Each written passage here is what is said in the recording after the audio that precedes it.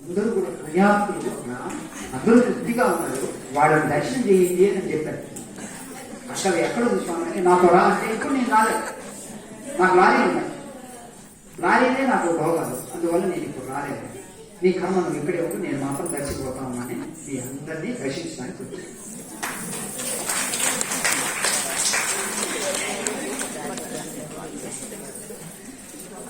అబ్బా మేము అంత గొప్పవడం అనుకోవద్దు, ఇదేంటి ఆస్తు మీరేం గొప్పవాళ్ళు ఏం కాదు.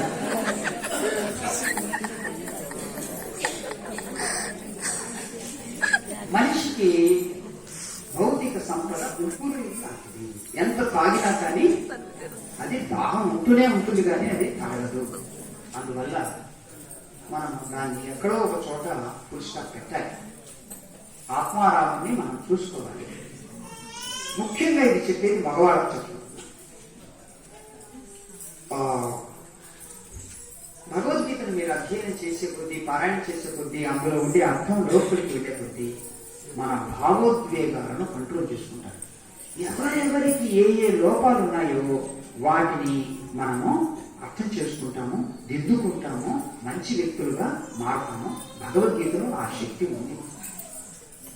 5 నెలల క్రితం ఈనాడులో ఎడిటోరియల్లో ఒక వ్యాసం వేశారు. Editorial UNESCO, United Nations organizations భగవద్గీతను వ్యక్తిని సంస్కారవంతంగా మార్చే పాఠ్య పుస్తకము అని రికగ్నైజ్ చేసింది.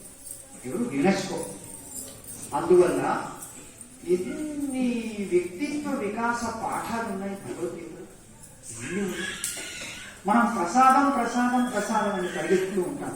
భగవద్గీత అంటుంది ప్రసాదే సర్వ దుఃఖానాం హానిరస్యోపజాయతే ప్రసన్న చేతసో హ్యాశు బుద్ధి పర్యవతిష్ఠతే. దేవుణ్ణి దర్శనం చేసుకున్న తర్వాత మనం ఎక్కడైనా వెళ్ళి ఒక మంచి పని చేసినప్పుడు మనకు ప్రసన్న చిత్తం ఏర్పడుతుంది కదా, అదే ప్రసాదము. మనం తినే ప్రసాదం కోసం ఎగబడాల్సిన అవసరం లేదు. మనకు ప్రసన్న చిత్తం ఏర్పడితే అదే ప్రసాదం.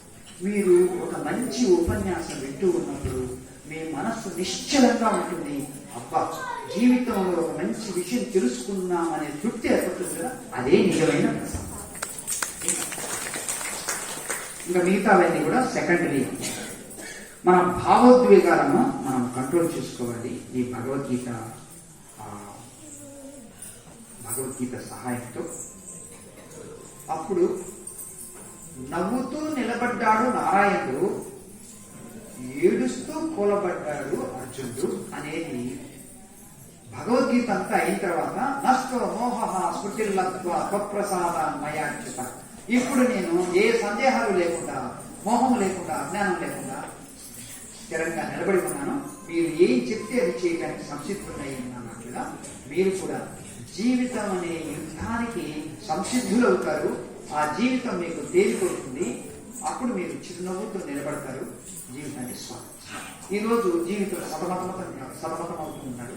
జీవితం అనేటువంటి కుడిగుండంలో చిక్కుకుపోతారు.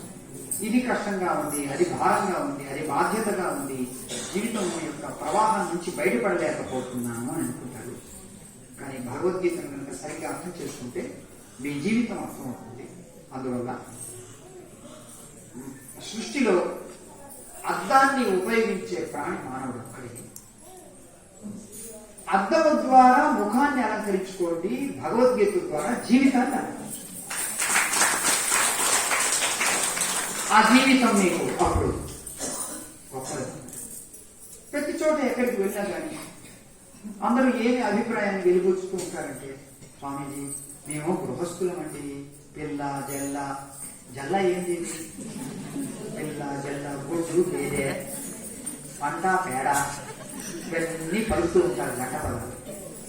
సరే, ఇప్పుడు మేము గృహస్థులను ఏమీ సాధించలేము, మా గతి ఇంతే, మా పాలిటి ఇంతే అని అంటుంటాం. అప్పుడు భార్య లేనప్పుడు ఏం చేద్దాం స్వామి, ఎంత ఆమె వల్లే అంటాం.